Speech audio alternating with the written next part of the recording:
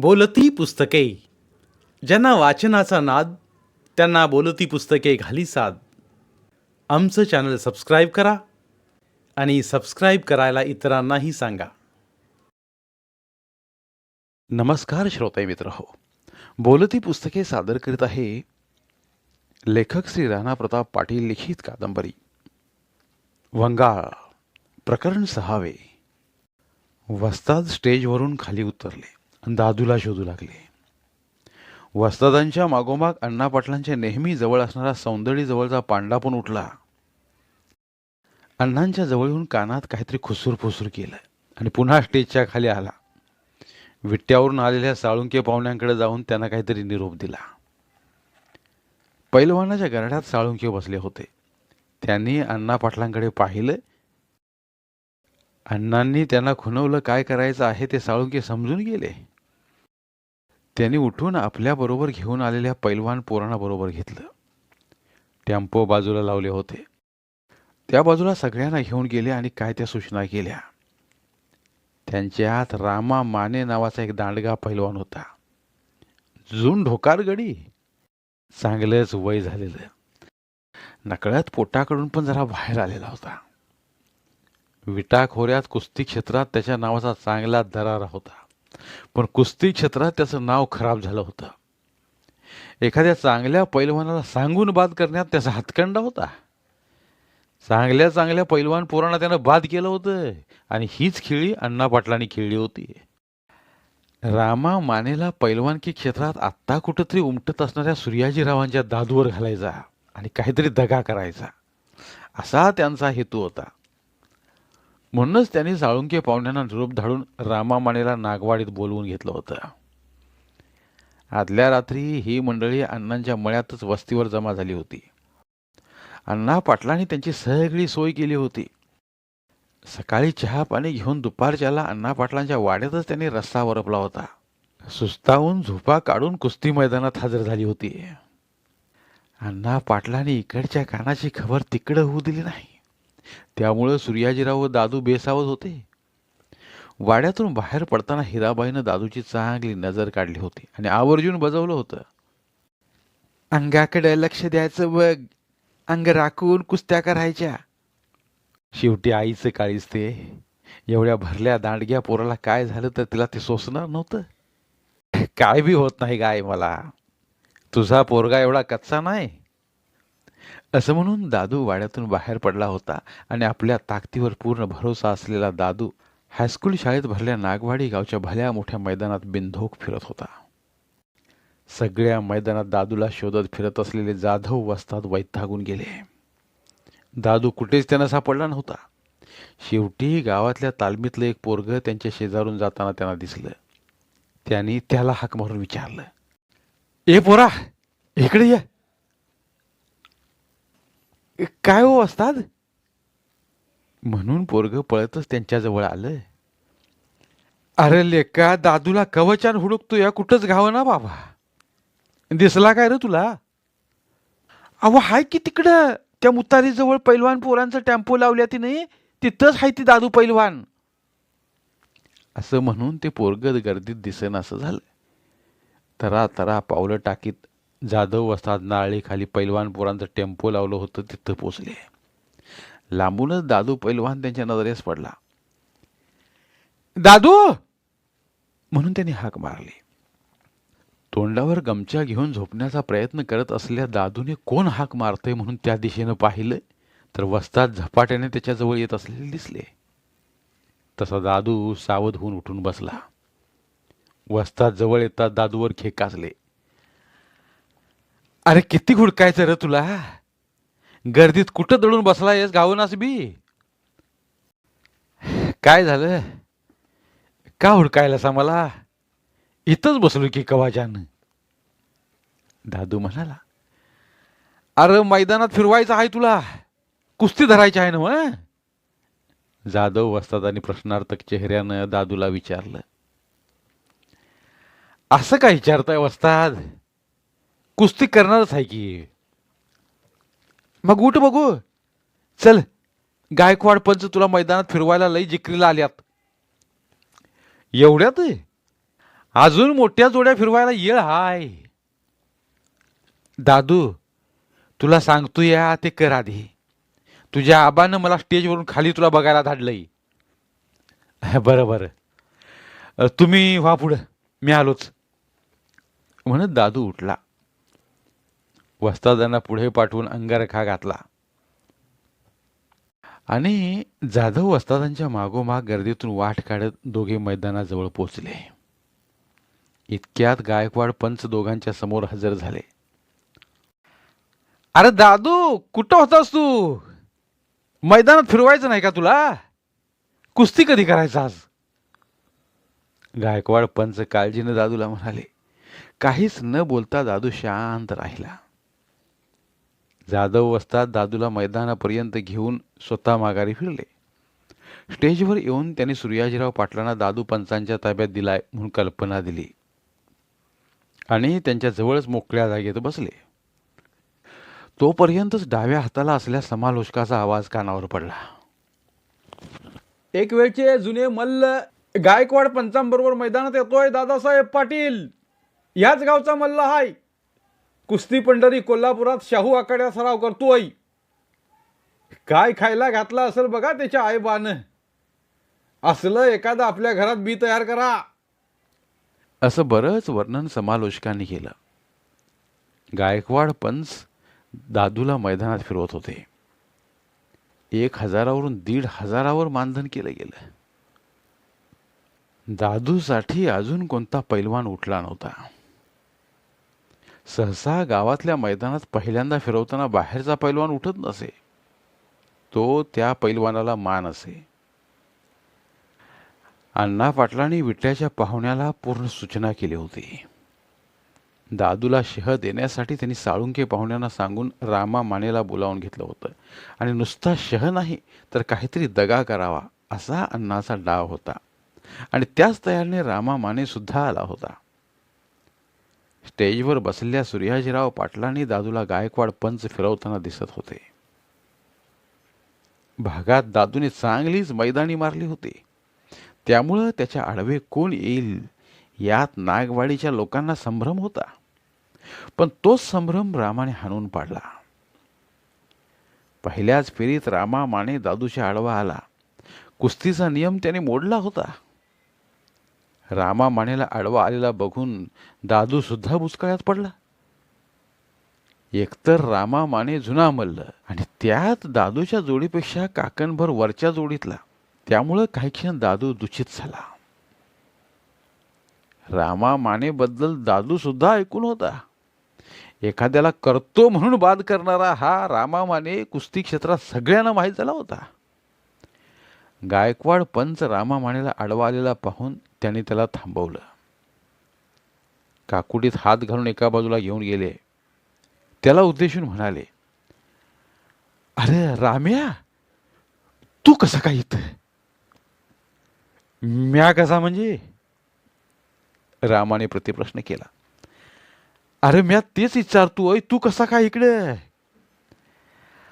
आलो या मैदानाला 4 पैक मिळतील मला त्याच्यासाठी. समज खरा आहे पैलवान तुझं, पण तुझी जोड कुठे? दादूची जोड कुठे? गायकवाड पंच रामाला म्हणाले.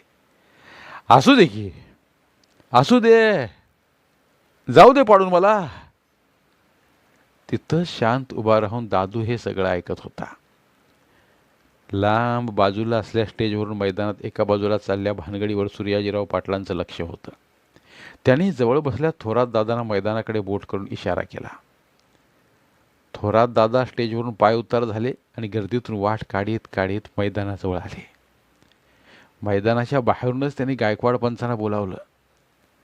थोरात दादा स्टेजवरून मैदानाजवळ आलेले पाहून खाली बसलेल्या लोकांमध्ये चुळबुळ सुरू झाली.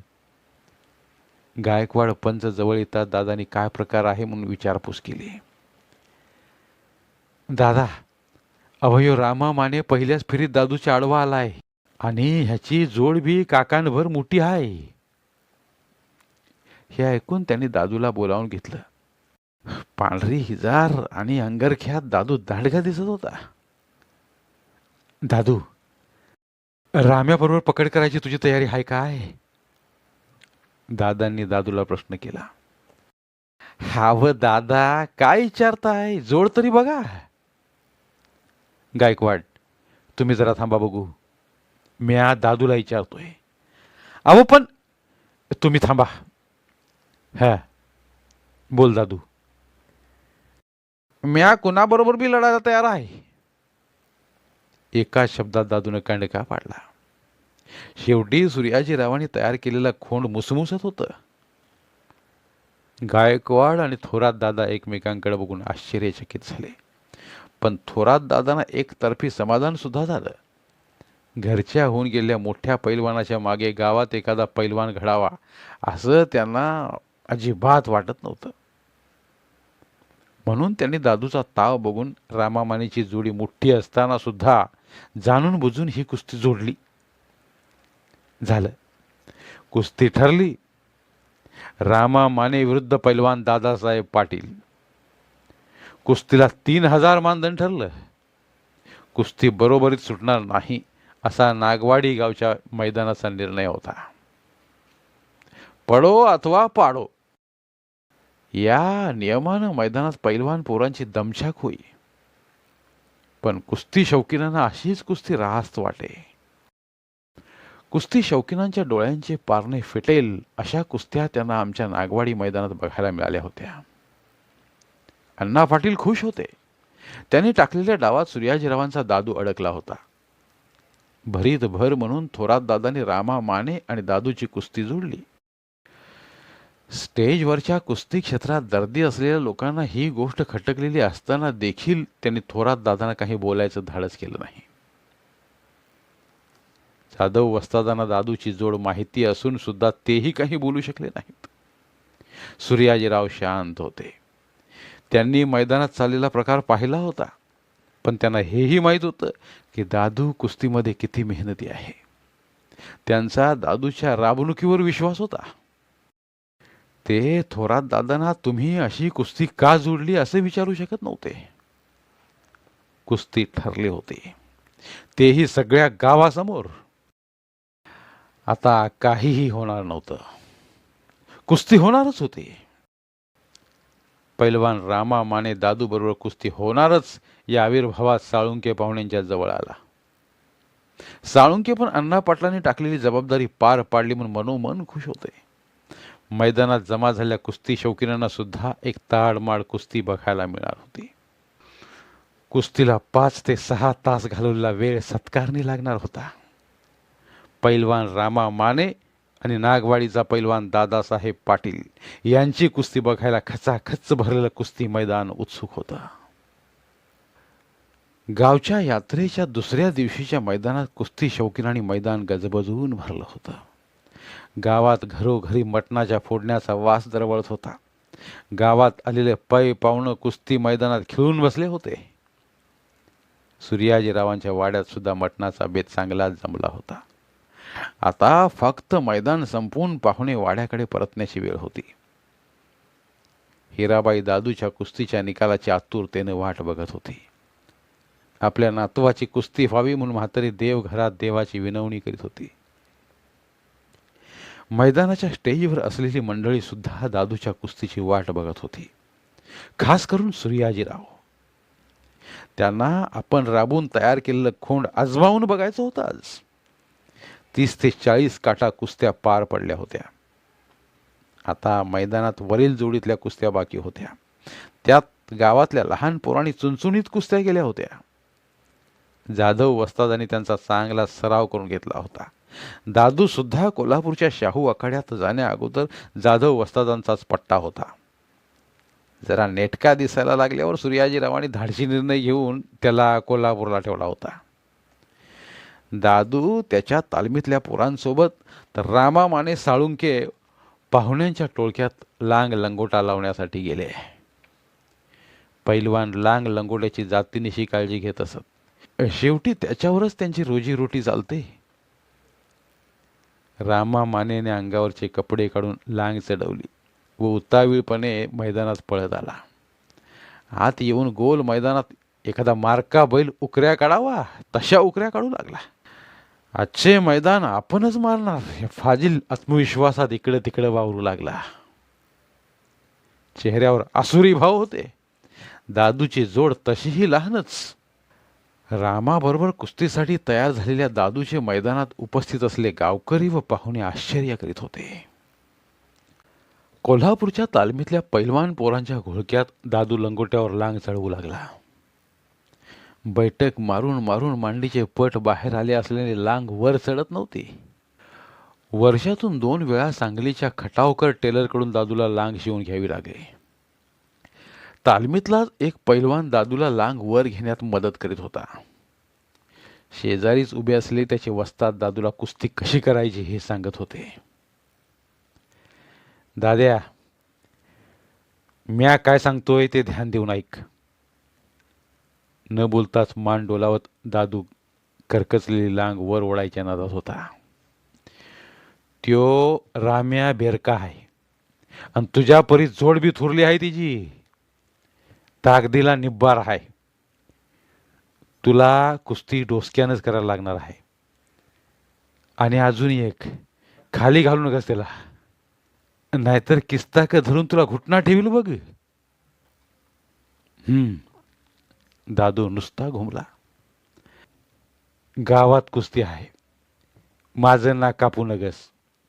तुझ्या गावकऱ्यांनी तुला काहीतरी लावून घ्यायलाच राम्याला बोलावलंय असं मला वाटायला लागलंय बघ. पण तू शांत डोसकं ठेवून खेळ. एक दमात वस्तादाने दादूला बऱ्याच सूचना केल्या. दंडावर, खांद्यावर, मांड्यावर हात फिरवत दादू जी वस्ताद म्हणाला. वस्तादांनी सांगितलेला शब्द न शब्द त्याने डोक्यात पक्का केला.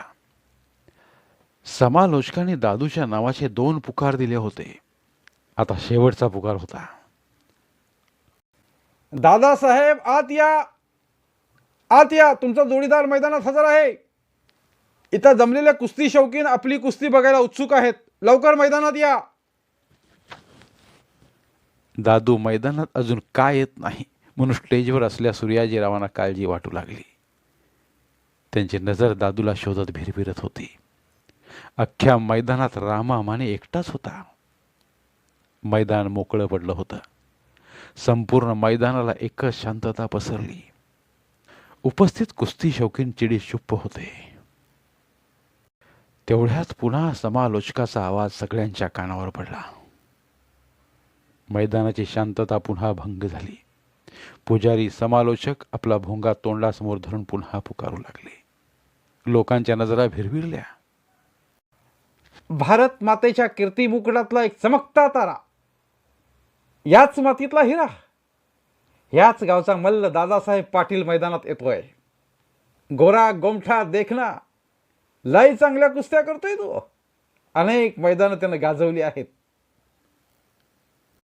नागवाडी मैदानातल्या खट्ट होणाऱ्या कुस्त्या बघायला जमलेल्या कुस्ती शौकीनांच्या मधून वाट काढीत काढीत दादू मैदानाजवळ आला. वाकून मातीच्या पाया पडला. महाबली बजरंग बलीचे नाव मनातल्या मनात पुटपुटला. नुसत्या किस्ताकावर असल्या दादूचे शरीर चमकत होते. केस कापले होते. चेहरा लाल भडक झाला होता. एखादा मारका बैल मुसमुसावा तसा तो मुसमुसत होता. नाका तोंडातून गरम वाफा निघत होत्या. धन्यवाद. उर्वरित कादंबरी पुढील भागात.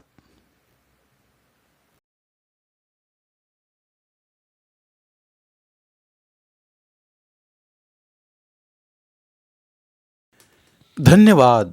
प्रिय श्रोते मित्र हो, आपल्यासाठी एक आवाहन. आमच्या चॅनलच्या प्लेलिस्ट विभागात तुमच्यासाठी शेकडो कादंबऱ्यांचे ऑडिओ बुक्स उपलब्ध आहेत. तिथे प्रत्येक कादंबरीचे सर्व भाग एकत्रित मिळतील. त्यामुळे सध्या सुरू असल्या क्रमशः कादंबरीच्या पुढील भागासाठी वाट पाहण्याची गरज नाही. तुमच्या वेळेनुसार तुम्ही संपूर्ण कादंबरी सलगपणे ऐकू शकतात आणि साहित्याचा आस्वाद घेऊ शकता. कृपया आमच्या चॅनलच्या होमपेजवर जाऊन प्लेलिस्ट चेक करा आणि तुमची आवडती कादंबरी निवडा. धन्यवाद.